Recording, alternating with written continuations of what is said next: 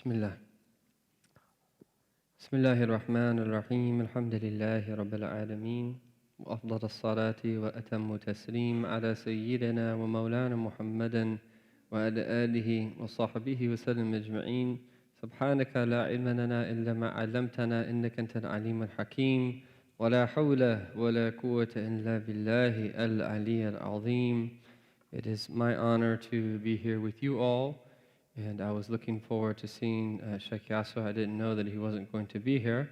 And as I was speaking in the car to Ahmed, who picked me up, that I'll take that up with him, inshallah ta'ala, maybe after the lecture on the phone and then eventually in person.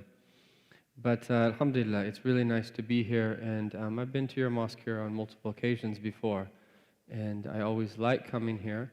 And even though that when you are in a place, as is the nature of anything else, whether it's a spouse with his or her wife or husband, or whether it is a brother or a sister, is that, as they say, al-qurb hijab. Being close to something veils you from the reality of that thing. And when you're close to something, you tend to not notice the good that is happening there, and that you tend to be more privy to a lot of the faults that are much easier exposed, that when you're close to someone or something. But nevertheless, that you have a beautiful masjid, and not only physically beautiful, not only from the outside, from the interior as well, but also in terms of the people that you have here, that there's a lot of good here. And that when I think of a masjid that has done things right, and that is successful in the various meanings of being successful, this is one of the first masajid that comes to my mind when I think of that some of the masajid across the United States of America, that your work with the greater community here, that the diversity that's in your mosque, the various programs that you put on here, the way that you involve the youth, and on and on and on, that these things are very good and very positive. And I hope that inshallah ta'ala you will be an inspiration for many other places nationwide and beyond our shores. And my one piece of advice to you is take care of Shaykh Yahya. You all have a gym. I don't know how you wrestled him out of the northern Jersey community to get him up here. One of you must be very good with words or sorcery, joking. But, I think that you all have a jewel. And my advice to you as a brother is to take care of him. And the more that you take care of him, the more that he'll want to stay. And that it becomes very easy after you get used to someone, is that you don't realize that what a great blessing they are until you lose them. And so my honest advice is that you honor him and take care of him. The greatest way that you can honor him is to become serious about your deen. If you wanted to sum up one of the number one things that we have to do, that we have to increasingly become serious about our deen. And we have to have an increased level of devotion and commitment to this religion, not just in terms of outward practice, but also in terms of our intellectual pursuits, also in terms of how serious that we take living the realities of this deen. Because the fact of the matter is that if you wanted to say what is the single most important thing that we need to be doing here as Muslims, especially in light of the political climate and all of this hate-mongering and this and that and all of these things that people like to tweet about and post about and so forth, is that actually the answer is very simple. We need to be. We need to be. What do I mean by that? Is that I mean we need to be. In a very simple sense, but also in a very deep, sophisticated sense, is that just being in and of itself that speaks with mute eloquence in ways is that words never ever will. Is that there's something profound about our deen as it is when we take it on and we implement it and make it a reality in our lives. Everything that we need is already there. اليوم أكملت لكم دينكم. That today that I have perfected my religion for you, and I have completed my blessing upon you, and I am content to have Islam as your religion. Is that Allah Ta'ala completed the deen. Yes, the way that the deen is conveyed could develop, could evolve over time. Yani the wasa'il, the means of how the deen is conveyed. However, the deen itself is perfected. Is that all we need to do is resemble and follow, as unpopular as a word as that is in the modern world, is that those who came before us in the highest and most noble meaning of following. And then all of the good will then come. But part of this is simply about being. There's something about just calling the adhan, is that if you want to borrow a word and appropriate it for our purposes, is that the space that you call the adhan becomes consecrated. The space changes. When people pray in a particular area, that place changes. Why is it that when you go into a very special mosque that has had people worshiping in that mosque for hundreds of years, is that your heart expands when you enter into that mosque? What is taking place? Because the greater the presence of the malaika, the angels, is that the more expansion of the heart that you're going to feel. And that our Lord subhanahu wa ta'ala is that were He not want us to be connected to the presence of the angels, is that how do you explain that the words of Allah subhanahu wa ta'ala, تَتَنَزُّلُ عَلَيْهِمُ الْمَلَائِكَةُ أَلَا تَخَافُوا وَلَا تَحْزَنُوا, is that the angels, is that تَتَنَزُّلُ عَلَيْهِمْ, that they descend upon them and say to them that do not grieve, that nor fear. And so that Allah Ta'ala wants us to be close to the angelic presence, and even though we might not perceive it, although some of the Sahaba did, because that Allah Ta'ala lifted the veil for them, like Imran ibn Hussein, who used to be able to hear the tasneem of the malaika, is that in those moments where yet you feel inshirah, where you feel your heart open up and expand, oftentimes is because of the angelic presence. And there is no better way to attract an angelic presence than to be in a house from the houses of Allah subhanahu wa ta'ala. That what do we also know in a hadith that then authentically narrated by our Prophet sallallahu alaihi wasallam, that there is no people that will sit in one of the houses of God that reciting the Quran, which we heard the beautiful recitation, وَيَتَدَارَسُونَهُ بَيْنُهُمْ, and that studying it amongst themselves. And indeed, when we talk about the nafs, that we have to go back to the Quran, illa, except, and then we have four things that happen after that. Four things that happen after that. In that, what does our Prophet ﷺ tell us? Illa nazarat alayhim as-sakina, is that tranquility will descend upon them. And when Allah Ta'ala speaks about tranquility, He speaks about it in terms of descent. That this is something that descends and takes over you. Is that a deep sense of sakina? Is that if we could just have sakina and waqar, tranquility and dignity, when we walk out in public, you don't even have to say anything to anyone. People will sense that in you. But if we're constantly agitated and angry and moving around, who wants to be like someone like that? People are trying to get away from that. People are aching because they're plagued by that. But if you have sakina and you have waqar, you carry yourself in a dignified fashion, and you are calm, and you are cool and collective. Cool in the sense, that is really the real meaning of being cool, but in the sense of being cool-tempered, right, and collective. Then people will be attracted to that. But what did our Prophet say? نَزَلَتْ عَلَيْهِمُ السَّكِينَةُ. And then what? وَحَفَّتْهُمُ الْمَلَائِكَةُ. They will be encircled by angels.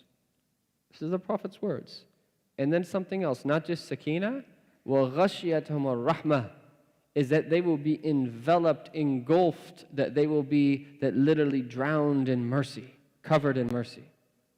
And then the greatest thing of all, وَذَكَرَهُمُ اللَّهُ فِي مَنْ عِنْدَهُ, and that Allah Ta'ala will mention them to those that are in His presence. All of that to say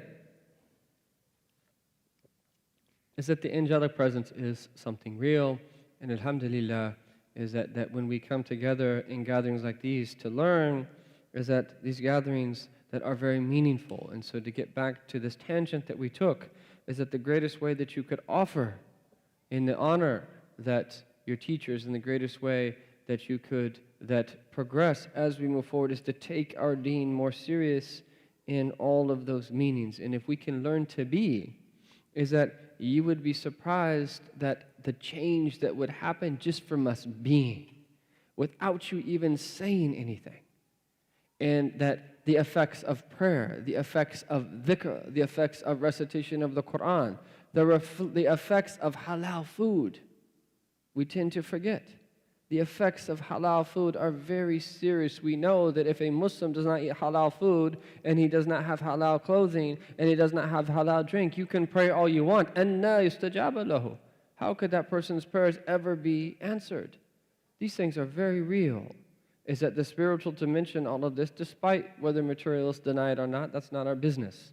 Is that we know indeed that there is a link between the material and the spiritual affects the material, and the material affects the spiritual. So, to tie this into the topic at hand, I was given the task of speaking about the nafs. And I'm just going to use the word nafs throughout, because oftentimes when we translate these words, it becomes a bit confusing. And I understand that last week, was it, that you talked about the heart? Now, did Shaykh Yasser also talk about the ruh and the aql, or just the heart? He spoke just about the heart. Okay, so does someone want to recap for me that what was the essential meaning that you learned about the heart? Does someone want, brother or sister? Does anyone want to summarize for me that what he said about the heart last week, so I can know what to build on? Anyone?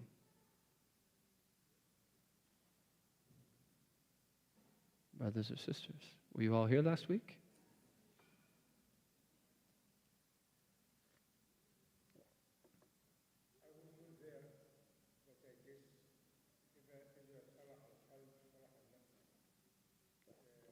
Okay. So I'll get into that. So I want to recap and then I'll explain. So anyone want to recap from last week? Okay, so what I would like to do, just very briefly, before I get into the nafs, is the following. Is that I want us to delve into for a minute, and everyone take a journey with me to understand the internal dimension of the human being. Why is that difficult? Well, you don't see it. I'm not talking about anatomy. I'm not talking about our circulatory system. I'm not talking about the molecular level of the human being. I'm talking about the spiritual heart. Is that you don't see it. It's something that is intangible. And because that is intangible, is that we don't have anything qat'i, anything absolutely definitive, whether it be a verse of the Quran or whether it be a statement of our Prophet ﷺ, that, meaning by that, we don't have an exact description of what it is. And so that we have scholars that put forth that potential meanings of it. So this is important to note. And that this is why, and I understand that this series of courses that you're doing with Shaykh Yasser are very important, because you're being exposed to scholarship. And this is of the utmost importance. And there are people that have this understanding that if there's not something explicitly mentioned in the Quran and the Sunnah, that you can never ever speak about it. And there are actually other scholars that looked at things very, very differently.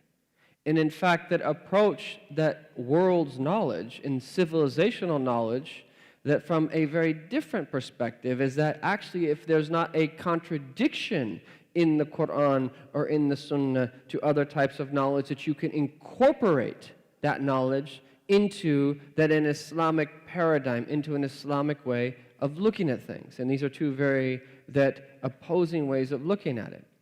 Anyhow, saying that to say is that what I'm going to present to you is that essentially that what Hujjat al-Islam Imam Ghazali, I heard a reference to the Ihya Ulumuddin, that this is taken from book 21 of the Ihya Ulumuddin. And this is his attempt to give us a better understanding of it. Now, I will say, and this is important to note, is that we do have an ethical theory. Fancy word. What does that mean? A way that we understand how to adopt good character and how to rid ourselves of bad character. And what's most important is not that we master the ethical theory. What's most important is what? That we live it.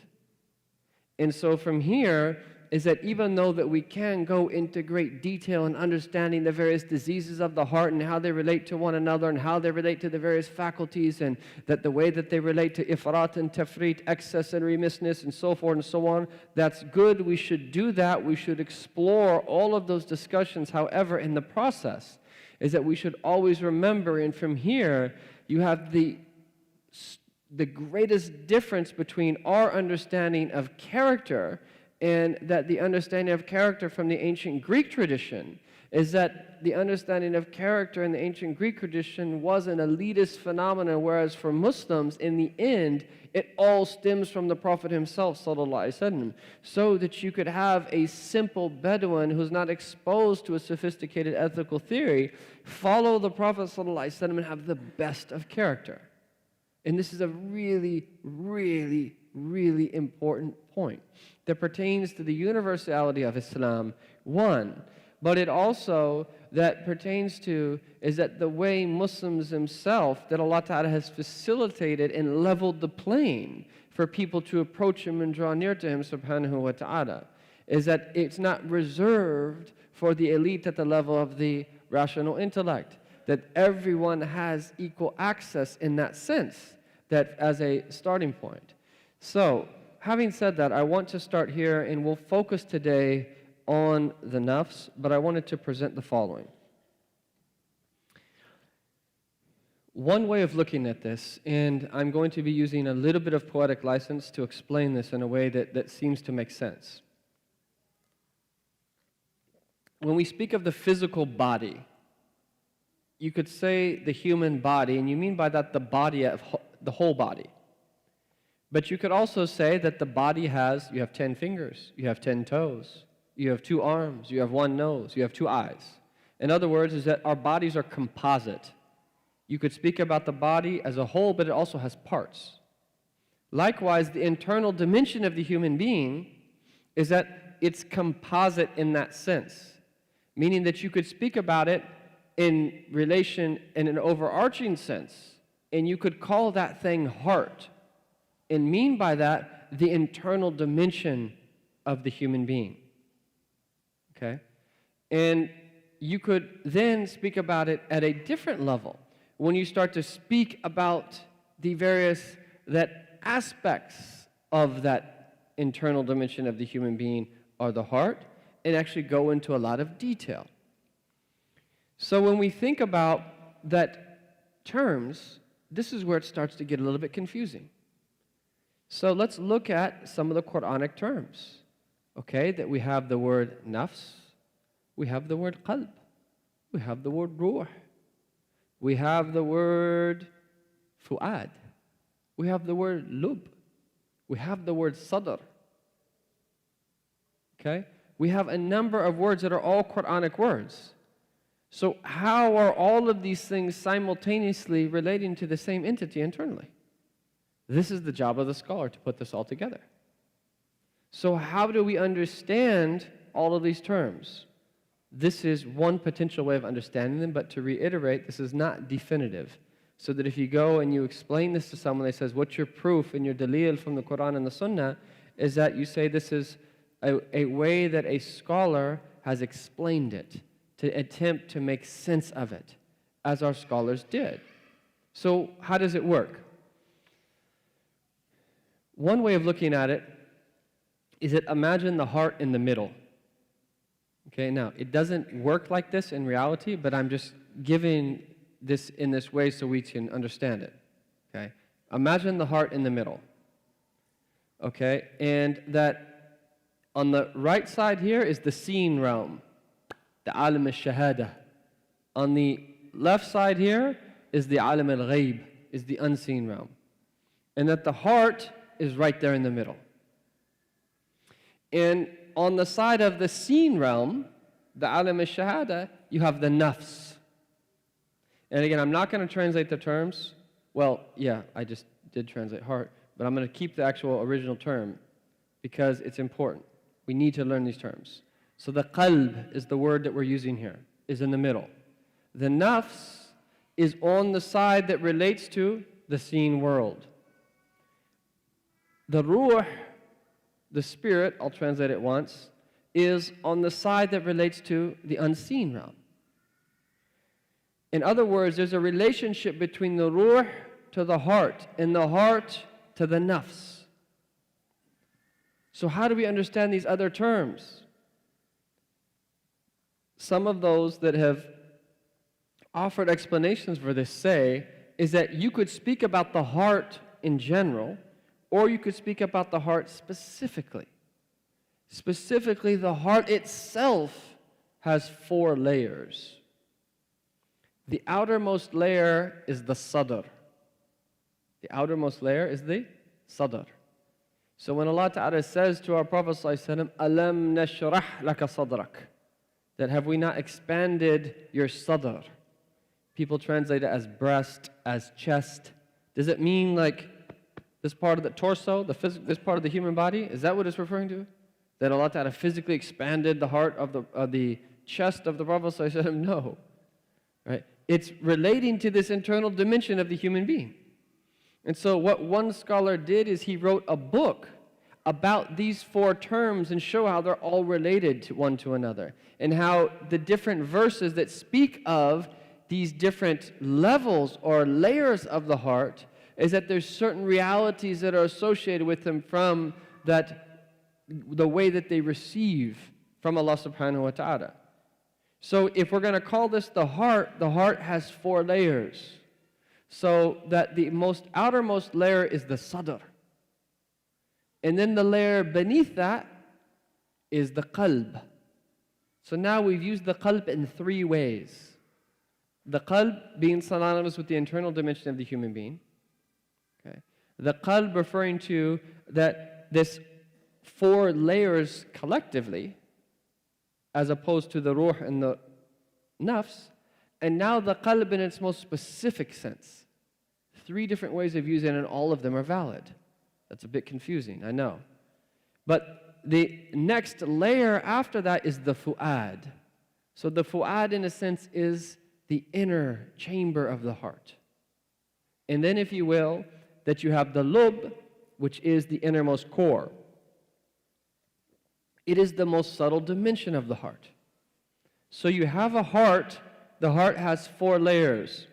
In a sense, to bring this close to home, those 4 layers are different ways that heart receives. Just as that you have one body, but the fingers have a function, the legs have a function, different body parts, organs have a function. Likewise, is that you have one heart that has 4 layers, each layer of which has a function. Okay? We're not going to go into that in and of itself because that's an extended discussion. And there's actually an entire book, as I mentioned, written on that. So that's your heart. And then we said that the heart, on one side, has the nafs that relates to the alam al-shahada, the seen realm. And on the other side is that it relates to the ruh, which is the spirit. Now, this way of looking at things, why is this so important? Because this relates to the whole story of the human being. If we do not understand this, we cannot ever understand the purpose of life and how to be able to experience what we've been created to experience. Why? Because is that the spirit is from the command of God. We know very little about the unseen, the pre-earthly realm, from the day of Alastu bi Rabbikum, qalu bala, to the day that our mothers gave birth to us. What do we really know from the pre-earthly realm? Very little. Our Lord taught us only what we needed to know. Is that He told us that we took a covenant with Him subhanahu wa ta'ala, and we know very little from what took place. A lot took place, but we know very little. We know what we need to know for the purpose of this life. But there's a reality to the unseen. And just because science cannot detect the unseen, it is a complete logical fallacy to believe and to deduce from that the unseen does not exist.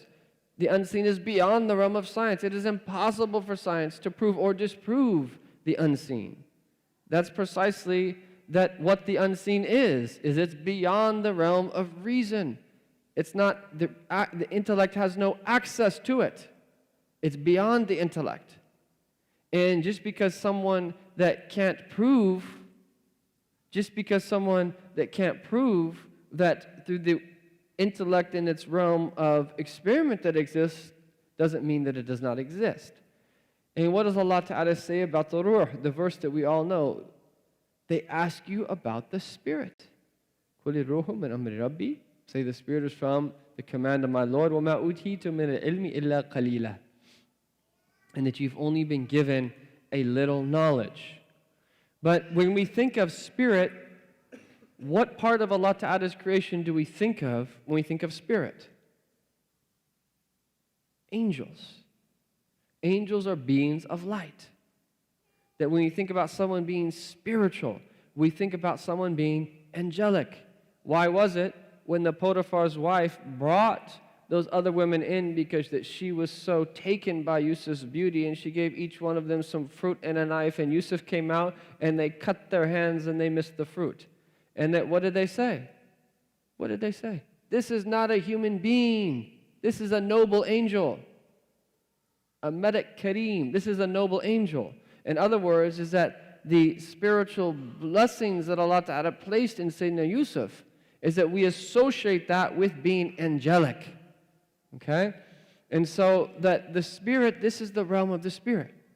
And the spirit is very important that we understand in general its function and what it's supposed to do. And why did I say is that if we don't understand this, that we'll never be able to understand, ultimately experience the whole purpose of life?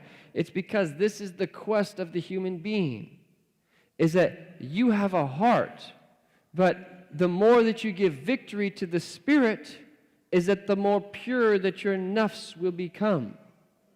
That the more that you get dragged down by your nafs and the nature of the dunya, is that the more distant that you will become from the ruh. Every single human being has a ruh in them.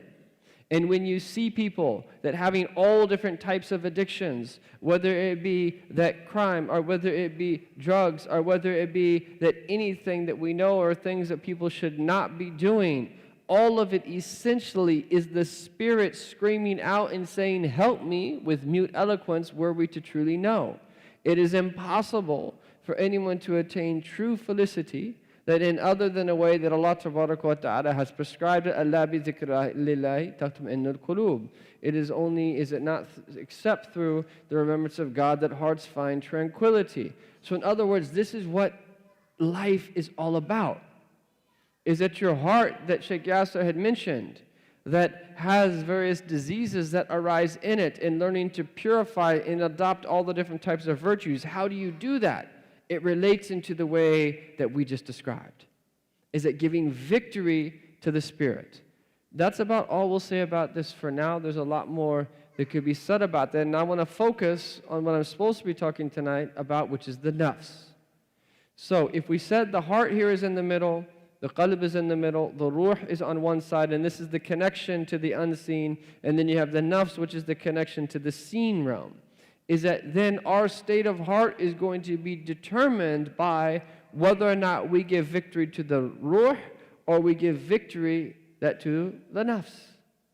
So what then is the nafs? Let's define it linguistically first and then examine it. The Arabic language is amazing.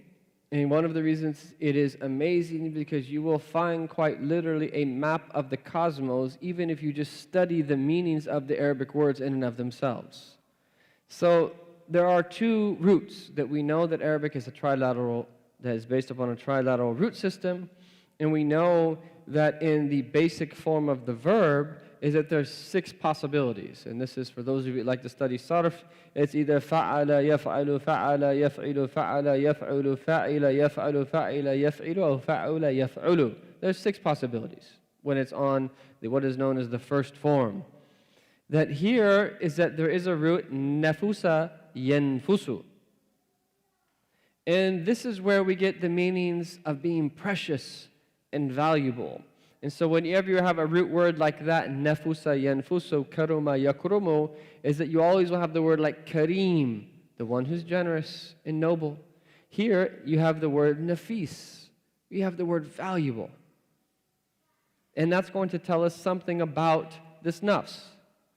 But then you also have another that permeation that is nafisa yanfasu, with a kasra on the fa in the maldi in the past tense and a fatha on the fa in the present.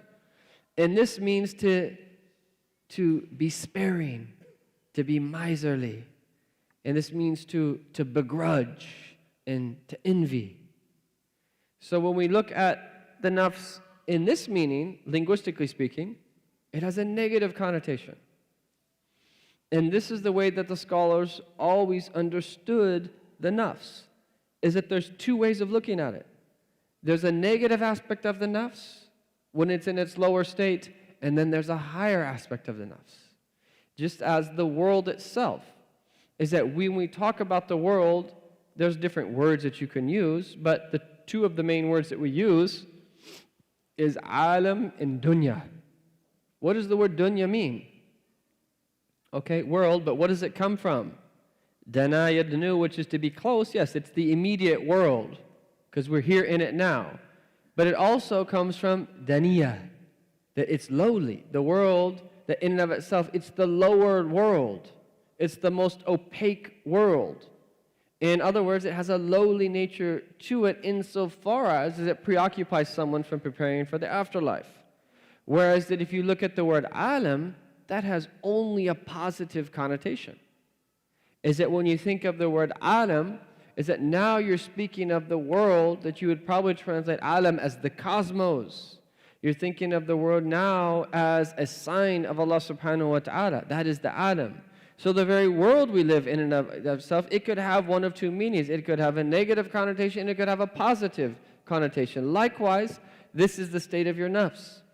When we talk about the lower meaning of the nafs, is that we're speaking of the nafs insofar as that it will veil you from coming to know Allah. Insofar as is that it is the place where we have the lower, base, and vile attributes of the human being.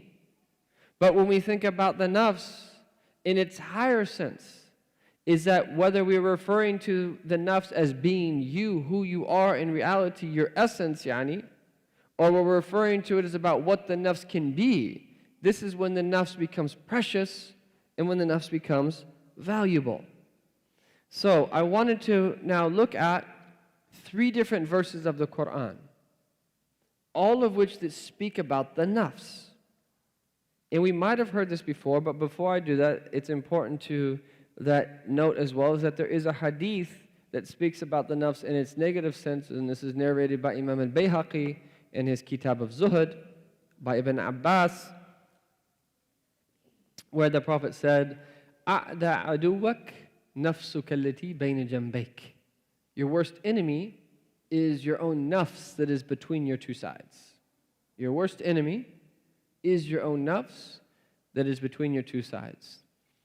And I will go as far to say, as long as we as an ummah do not recognize this, there is no way for us to move forward as an individual, as a family, a community, or an ummah. This is the source of all change, is realizing this. Internal change and external societal change. This is the source of it. If we can't learn to change our own selves, is that you are never going to be able to truly change the world in a beneficial way. This is simply the understanding of our deen. Some people will like to hear that, other people will not like to hear that, but this is the reality. Is that if that we do not learn to change, if we cannot break the bad habits of our nafs, there is no way that we can break the bad habits of other people or guide people to what is good. And it doesn't mean that you leave one for the other, but what it means is that you root yourself first and foremost in this understanding, and that you take life as an opportunity for you to better yourself, refine yourself, and purify yourself.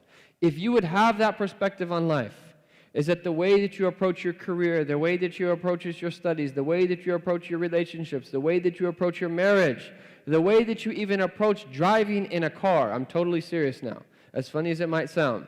is that as an opportunity to refine yourself, your life would change and you would benefit from every single moment of your life. Seriously. If you were cognizant of that, when you got in the car, is that this is an opportunity for me to what? To be able to refine myself. Okay, someone cuts you off. What do? How are you going to respond? Do you want to give them the finger? Do you want to then, like, if they cut in front of you, that then you tailgate them, and then you pull up to the side and mean mug them, cut them off back, right, or something like that, and ready to pull over and fight or something silly? That all these silly type of things that we do in cars, and get frustrated and honk at people and this and that, that imagine that if your perspective on life was one that you're looking for any opportunity possible to refine yourself. Someone cuts you off, maybe they're in a hurry, maybe they had a bad day, maybe they didn't see me, whoa. You can use that as an opportunity. To me, I don't think people should get married until they're taught this, right? The whole reason that getting married is half your deen is that because certain sides of you will be exposed to your own self that it's impossible for them to be exposed in any other way.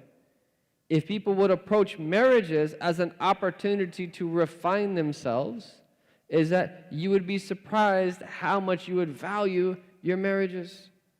Because that when it got hard, is that you would realize is that it's hard for a reason from the standpoint of the divine decree, and there's something that you have to learn in it. Is that in your career, that your co-workers and the way you're treated by your boss and so forth and so on. Every opportunity in life ultimately is an opportunity to refine yourself if you are cognizant of that in a moment. So that the nafs, that according to the Quranic breakdown, is that it has 3 different stages. You have what is called the nafs al-ammara bis-su', which could be translated as the soul that calls to evil. The second degree is you have the nafs al-lawwama, we heard the recitation of in the beginning. The nafs al-lawwama could be translated as the reproachful soul. And then you have, and these are in ascending degrees, then you have the third level of nafs, which is the nafs al-mutma'inna, the tranquil soul. And so there's 3 degrees. That the nafs al-ammara bis-su' is the lowest. And that Allah Ta'ala that mentions this in Surah Yusuf on the tongue of the Imra'at al-Aziz, the Potiphar's wife, where she says, and it's in the Quran, وَمَا أُبَرِّئُ نَفْسِي, that I do not that absolve my nafs of blame. إِنَّ النَّفْسَ لَأَمَّارَةٌ بِالسُّوءِ. And look at what is being used here. Indeed that the nafs, right? Laman muzahlaqa. That la'ammara, not just amira. It's not just commanding. It is ammara. It is ever commanding. Sifa mubalagha, over and over again. What? Bisu. La'ammara bisu. It is forever calling to evil. This is Quran. How do we understand that? Is that what is it referring to here? There's different ways to understand it. One of the most helpful definitions is the definition of Imam al-Jurjani in his book At-Ta'rifat, which is essentially his book on definitions. What does he say? How do you describe and define the nafs al-ammara? Hiya allati, it is the nafs that tamilu ila tabi'at al-badaniyah. It inclines towards that physical side of the human being. It relates to how we are that naturally in relation to our bodies.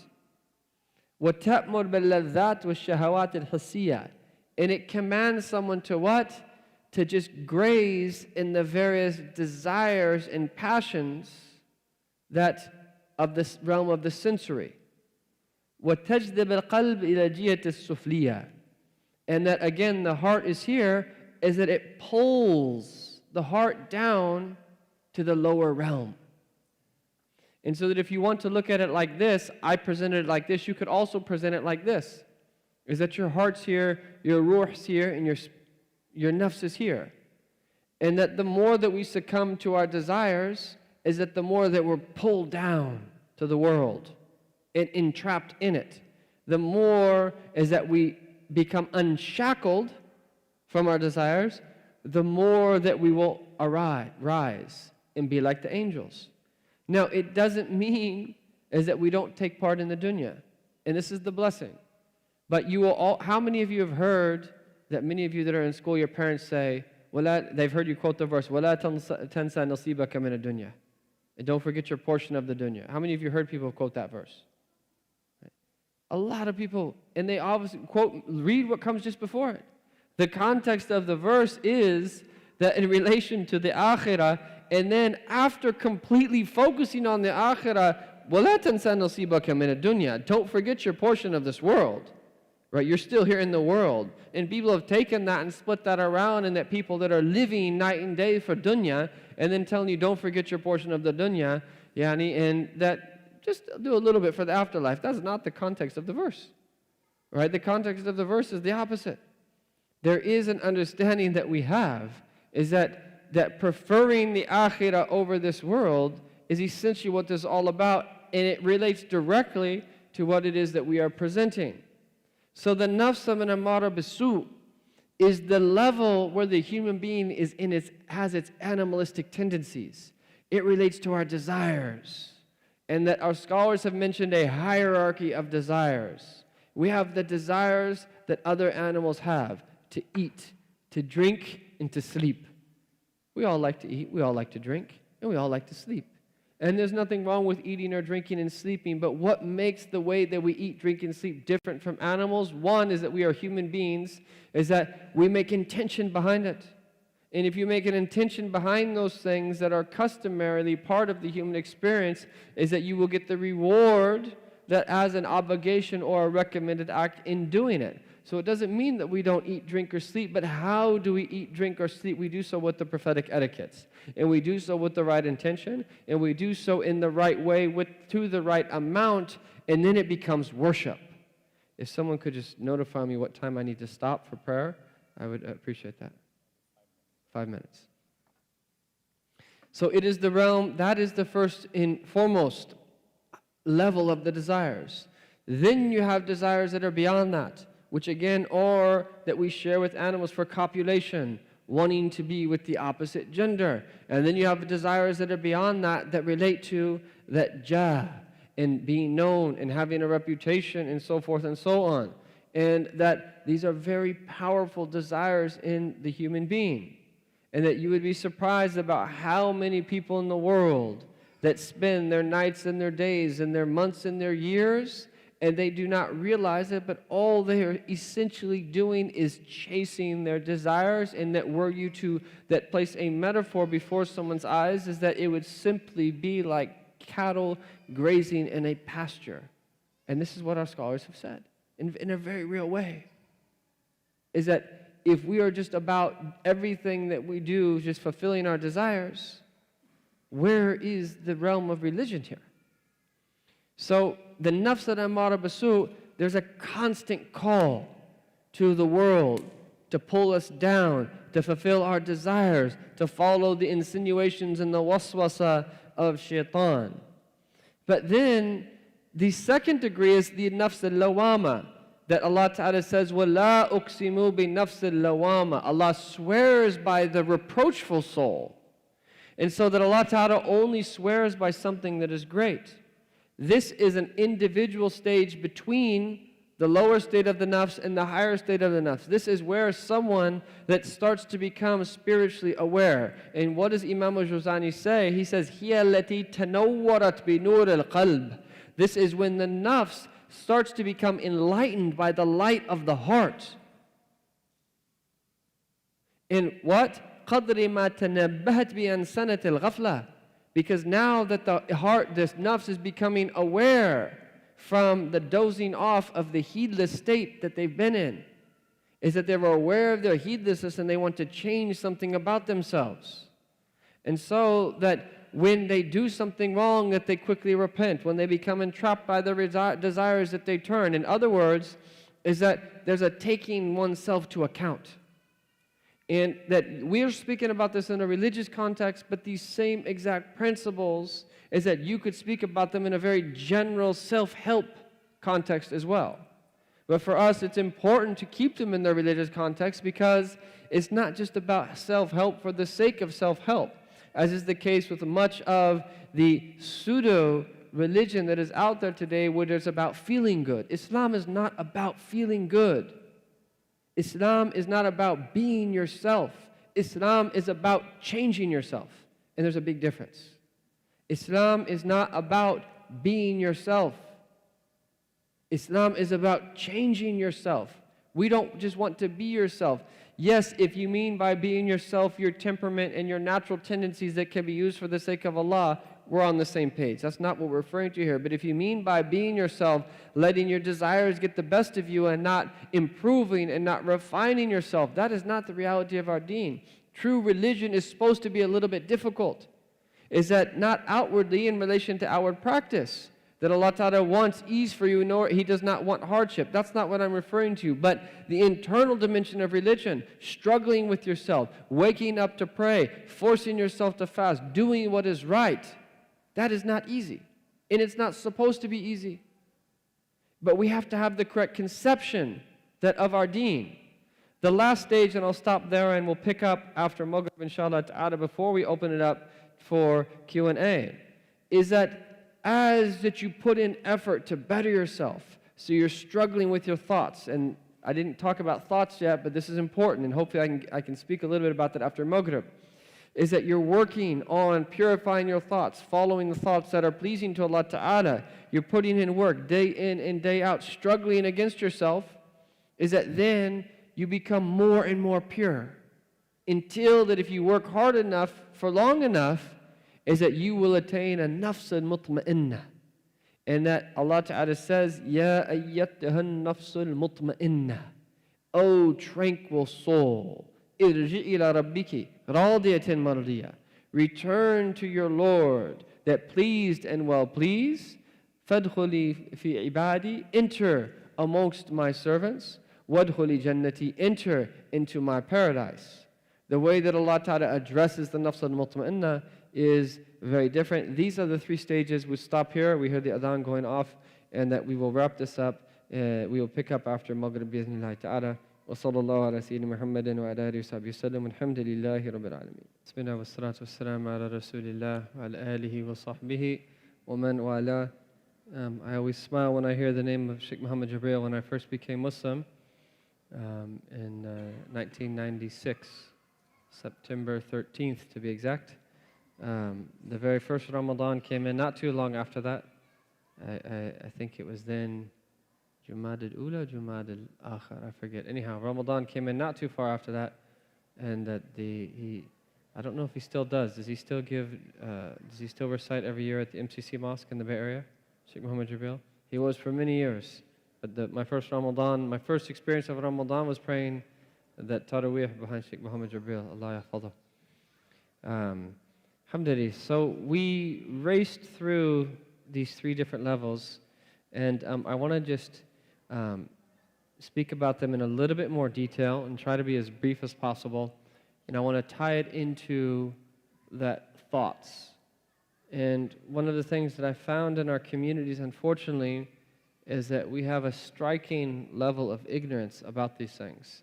Whereas when you really think about their importance, is that it's very difficult for someone to really, be practicing their deen correctly without at least a basic knowledge of them. So again, that we said that there's three different levels of purification of the soul. There's three different levels of the nafs, if you will. We said there's the nafs al-ammara bis-su', the nafs al-lawwama, and then the nafs al-mutma'innah.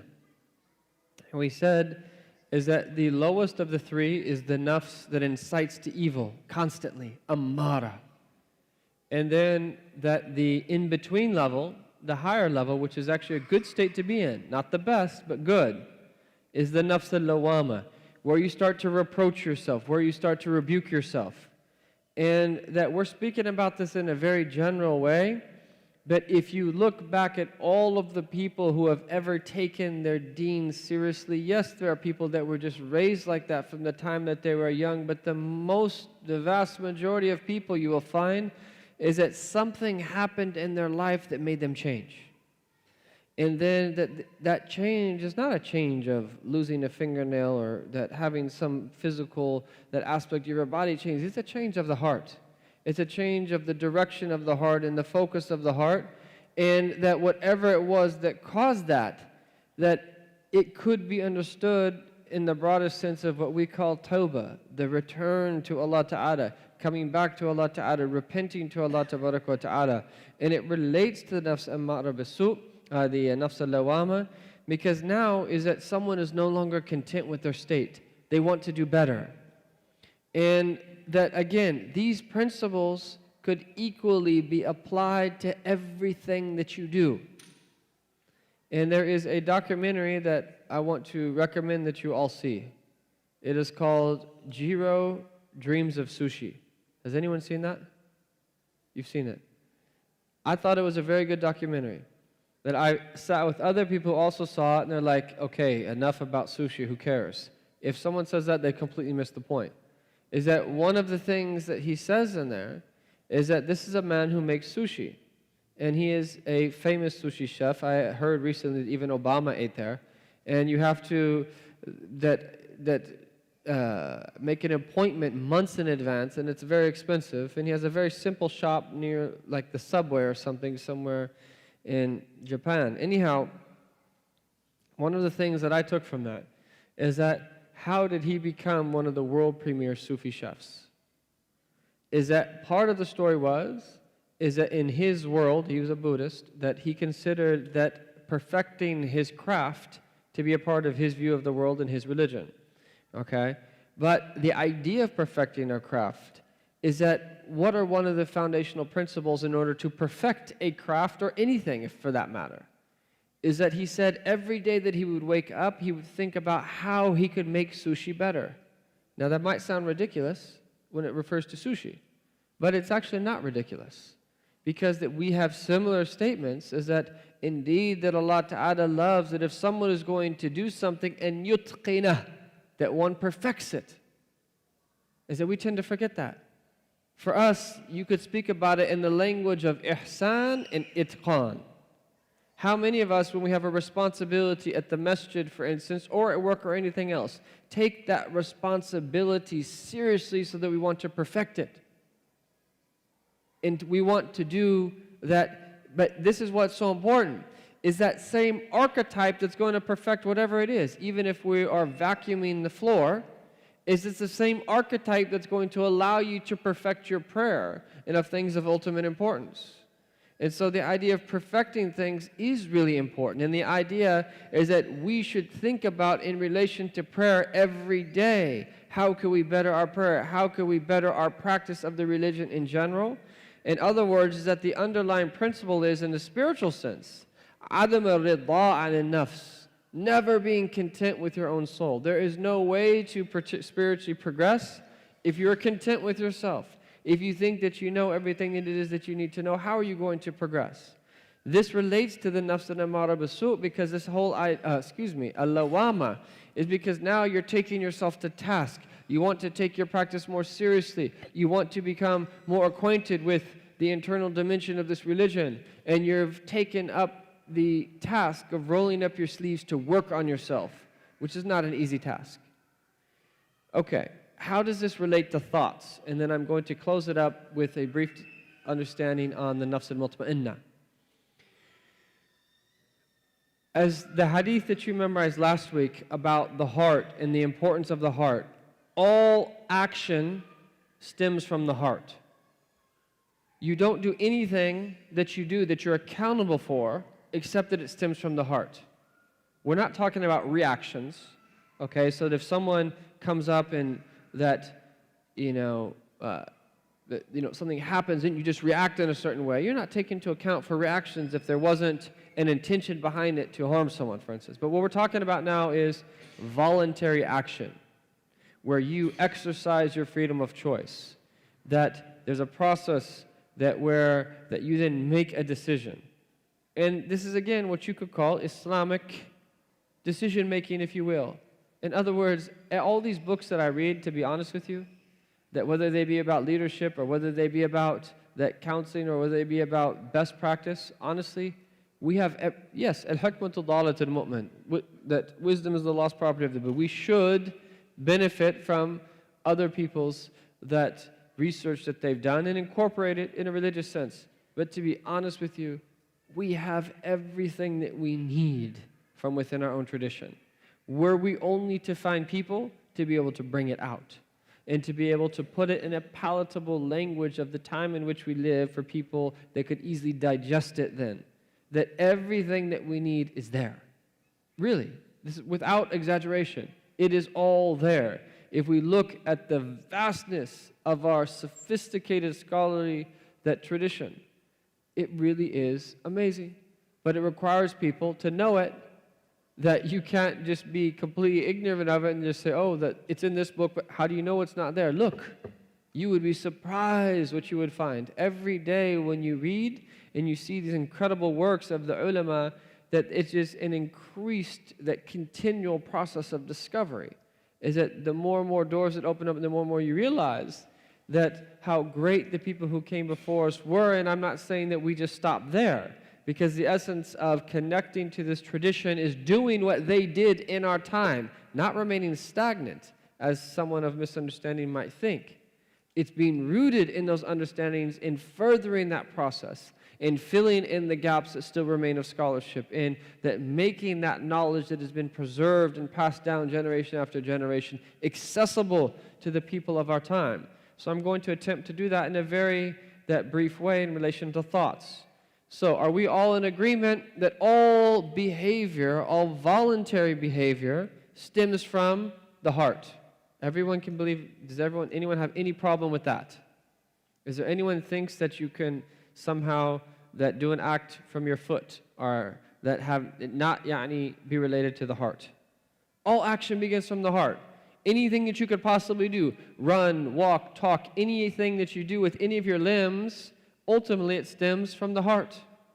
In other words, is that you don't do anything unless you first make a decision to do that thing. There's a process that takes place. You could call it decision making, call it what you want. Let's call it Islamic decision making.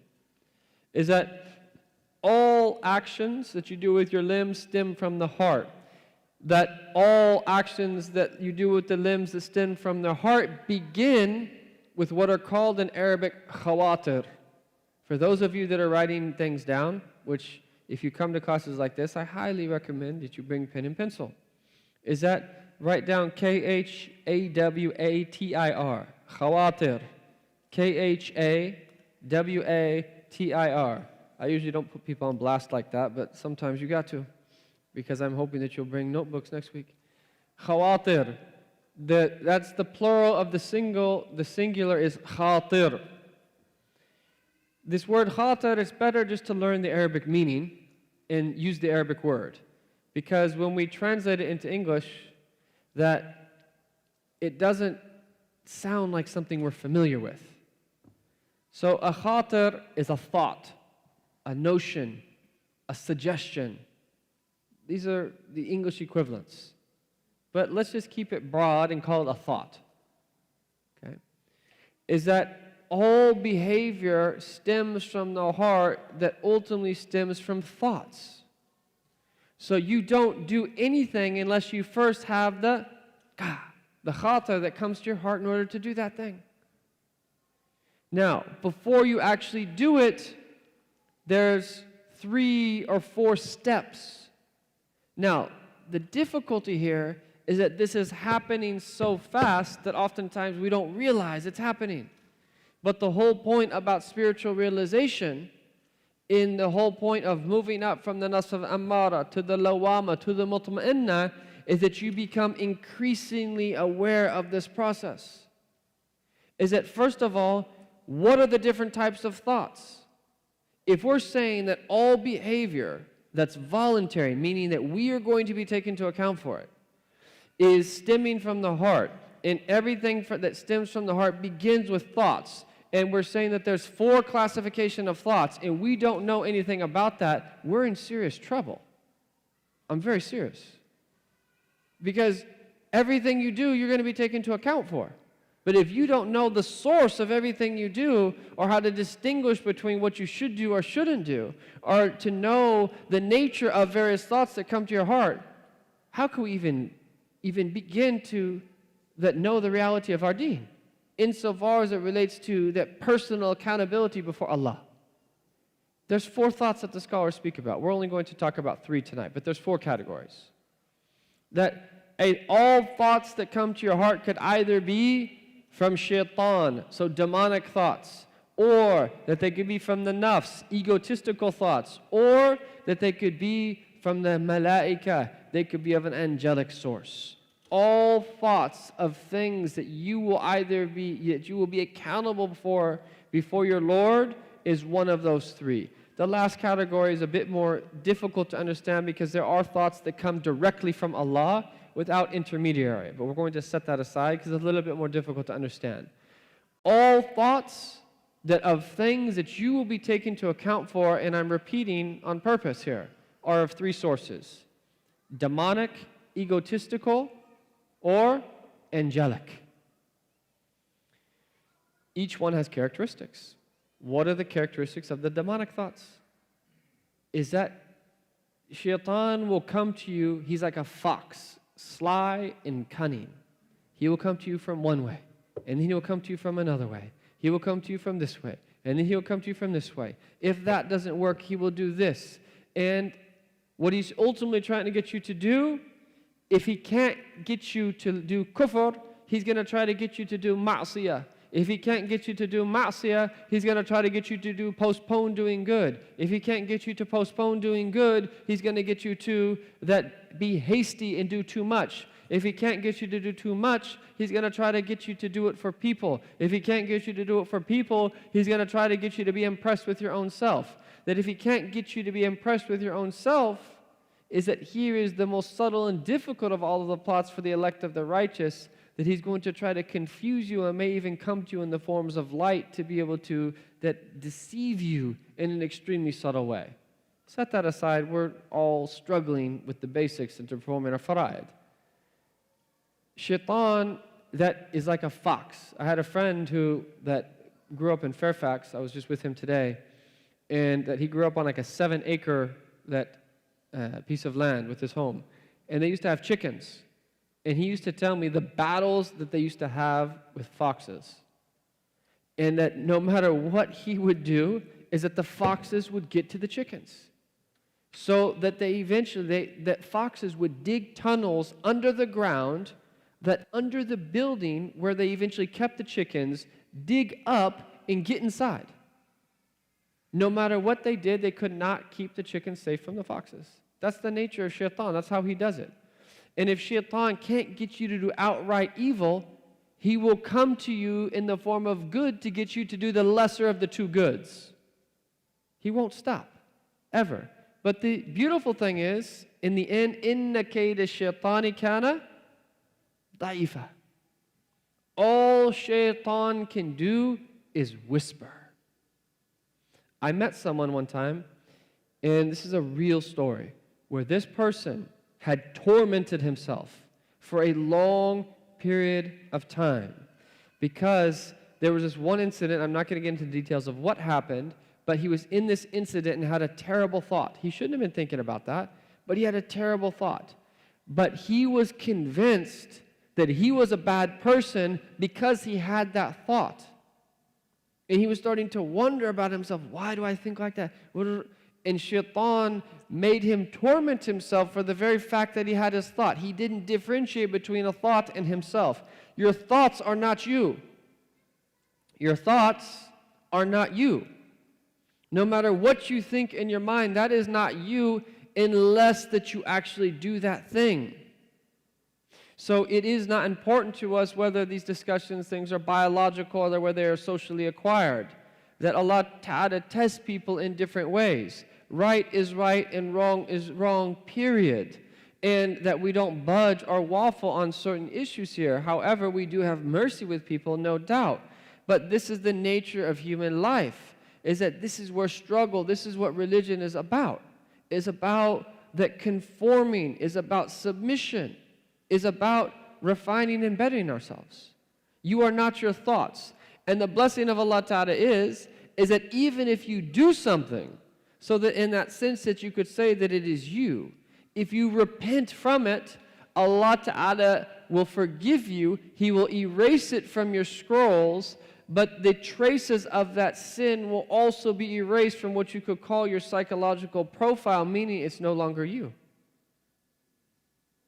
Do you realize how important this is? Do you realize how many people is that they go down the wrong path and it's a dead end because they lose hope? Do you realize how many people in our time have lost hope and have despaired and have already thought in their mind, I'm going to die anyway, so live it up? Seriously. I'm really, really serious. People have lost hope. If they would just be given these simple keys, it could radically change everything about their life. You are not your thoughts. So the first thing is a thought. The thoughts of shaitan have characteristics. There's a bit of dissonance and discomfort in the heart when they come. And he'll come to you in different ways. And that the heart is like a fortress. Shaitan has madakhil. He has ways of entering into your own heart. We have to learn them and we have to protect ourselves from them. And in the end, is that once you recognize, like, oh my God, that's waswasa. That is a thought from shaitan. Don't follow it. Intahal amr. It's as simple as that, in theory. Then you have thoughts that are of the nafs. Thoughts of the nafs, their characteristic is that they thump and they thud in the heart over and over again. It's the same thought.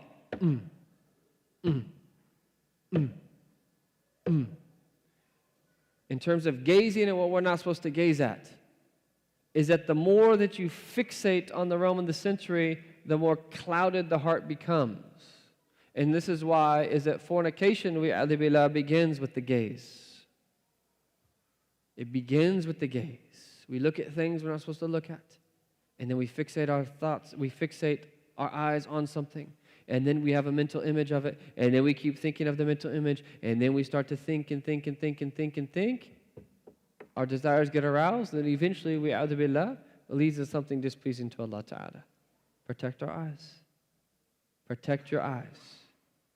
And that this is why Allah Ta'ala gave us eyelids. No matter what you look at, boom, instantaneously closed.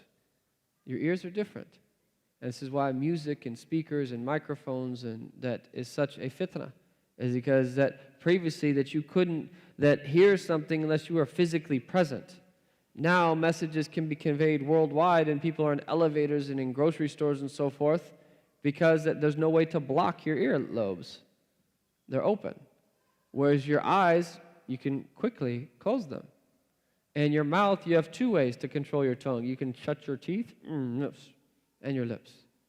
You can close your teeth and your lips. Just don't talk. But the nature of the thoughts of the nafs is that they're just repetitive. They come over and over and over again. And they will always be related to one of the desires. The thoughts of the angels are always for good. They're very light.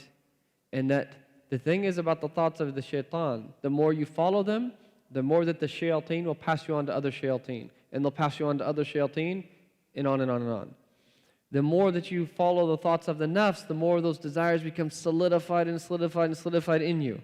But the good thing is that the more you follow the thoughts of the angels, is that the more they'll pass you on to other angelic thoughts. And it's only when we follow the thoughts of the angels that we start to feel that lightness. Why is it that when you struggle through the rak'ahs in Taraweeh and you're tired and you're yawning, you fasted all day and it's 12 o'clock and you have to work in the morning, how do you feel after Taraweeh when you leave the masjid? Do you not feel good? We feel good. The more we spiritual struggle, the better you feel. Is that whereas if you follow the thoughts of the shayateen, you'll never be happy, let alone the nafs. You'll never be happy, ever. It's impossible. Is that it will plague you, and it'll get worse, and it'll get worse, and it'll worse. And is that don't think addictions are just drugs. There's all kinds of addictions out there. There are grown men that are addicted to video games. That there are people that are addicted to that junk food. There are people that are addicted to junk thought. They're addicted to being negative. There are people that are addicted to that all kinds of things. There's all kinds of addictions out there. that we have to be wary of and break the pattern. So these are the three types of thoughts, and that will suffice us for now. How does that relate then to this process of decision making? Everything begins with the thought. Stage one. What's stage two? Is what's called the mail, your inclination. This is where your nafs comes in. Where are we? We might be solely in the nafs al-ammara, or we might be fluctuating between the nafs al-lawama and the nafs al-ammara. We might have moments where we're mutma'inna, generally speaking in the lawama, and at times that we fall down into the ammara. Or we might be primarily in the lawama but never really reach the mutma'inna. There's different stages.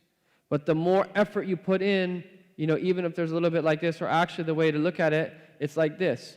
Generally speaking, we have these huge ups and downs, but if you keep putting energy in, is that the peaks get, and then to eventually that, there's steady increase. And depending upon where we're at, depending upon what is our natural inclination. What else would be the meaning of the hadith of our Prophet, which we've all heard many times? None of you truly believe. حَتَّى يُؤْتَكُونَ هَوَاهُ تَبَعًا لِمَا جِئْتُ بِهِ. None of you would truly believe until his hawa, his desires. Where are the desires? The hawa is appearing in the nafs. Qalb, ruh, nafs. The hawa appears in the nafs because the hawa is the individual caprice or desire. So in other words, is that there are people where all of their desires are entirely in accordance with what the Prophet ﷺ brought. In other words, that person loves what the Prophet loves and he dislikes what the Prophet dislikes. In other words, if he has a thought that comes to his heart from shaitan, is that there will be a natural aversion. And this is why in the end, the good thing is, at first your nafs is your worst enemy, but then it actually helps you. Because we're not Buddhists, we're not trying to eliminate desire. You're always going to have desire. But the key is to desire what is pleasing to Allah and to dislike what is displeasing to Allah. And so that when you put in effort, eventually you will start to desire good. So when you have a bad thought, you will naturally have an aversion towards that thought, and it will assist you in not doing it. In the early stages, though, depending upon where we are in the hierarchy of the nafs, is that if you have a bad thought, it's possible that it could be something haram that comes to your heart, but you want to do it. This is where we have to struggle. Stage two is your natural inclination. Are we with me? Depending upon where we are in the hierarchy of the nafs will be depending upon whether that inclination is in conformance with what the Prophet brought. What's stage three then? This is where you give a hukum. This is where you give a judgment. This is why knowledge is so important. Because you cannot make a judgment without knowledge. If you don't know something, how could you determine something or make a decision or judgment about something? It's impossible. We have to have knowledge. And this is a beautiful thing. I understand that you do gatherings like this on a weekly basis. This is a beautiful thing. May Allah Ta'ala preserve it and increase you in everything that He's given you. This is really, really important that every Muslim should be attending a weekly gathering of knowledge at least once a week. This is the way traditional people were. And what I mean by traditional people, in the centers of Islam throughout history, spanning east to west, is that common folk, and we're all common folk, is that they would sit regularly to learn. This is important. We have to learn regularly. And so this is where we make a judgment. And when we make a judgment, there's three things that we consider. First and foremost, halal and haram. We weigh that thought in the scales of the Sharia, in the vastest understanding. In the Sharia, and this is where we could go into a lot of detail, it's not just always black and white.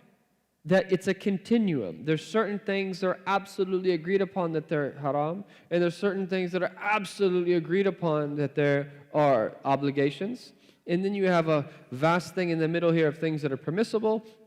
And then you have things that some say that they're recommended and some say they're just permissible. Some say that they're offensive, others say they're permissible. And then you have things that some say are recommended, some say they're obligations. You have things here, some say are haram, some say are makruh. That you have shades. And then you have things that are very clear. Is that the more scrupulousness we have in general, the better. But so when it comes to knowledge of making that judgment, there's a lot more that we need there to make a proper judgment. And this is one of the things that I've found as well, is that one of the things that I found is that many people in our community is that they're not comfortable with themselves at where they're at. They either do too little or they do too much. They have one of two extremes. But knowing where we're at and how to progress slowly, this is really what it's all about. And this is what you could call religious and spiritual maturity. So, we have a thought, we have an inclination, and then we make a judgment. And then based upon the judgment, this is where that you have niyyah, where you have intention. And then when niyyah becomes strong, you get azam, and you get resolution, and then you get action. This is the way it works. And this is happening every day of our lives, whether we realize it or not. This is happening. And we are accountable before our Lord, subhanahu wa ta'ala. So it's important for us to learn about this, and to learn in detail the thoughts, to learn in detail the inclinations and the passions and the desires, to learn in detail the knowledge that we need to know to be able to live this deen, and then to learn about the intention and how to make the intention and different aspects of the intention. All of these topics in of themselves, we could have 12 weeks just on this process, or more. But these are the type of things people should be speaking about in the khutbah. These are the type of things that are absolutely necessary for our practice in preparing to meet our Lord subhanahu wa ta'ala, that we should be really considering. And so that the thought process relates to this whole breakdown of the nafs, because is that the more energy that we put in to go against the lower tendencies, the more naturally that we move up in the higher degrees of nafs. And then just look at the beauty here in relation to the nafs al-mutma'innah. How does Allah Ta'ala address it? Ya ayyatuhan nafsul mutma'innah. There are certain verses in the Quran where they're majestic. La ilaha illallah Rasulullah. There's certain verses in the Quran that are very majestic. And then there's other verses in the Quran that are very gentle. Look at the way that Allah Ta'ala, because Allah Ta'ala knows this nafs worked hard and struggled against and put in effort. So how does Allah Ta'ala address this nafs? Oh, tranquil soul, irji'i ila rabbiki, return to your Lord, pleased and well pleased. Enter among my servants, enter into paradise. Allahu Akbar. Who would not want to be addressed in that way? Ya Latif. This is that one of the greatest things of all, but this is the reward of someone who takes these meanings seriously and that implements them here in this world. A lot more could be said, and I've already gone over time, and I meant to be that much more brief.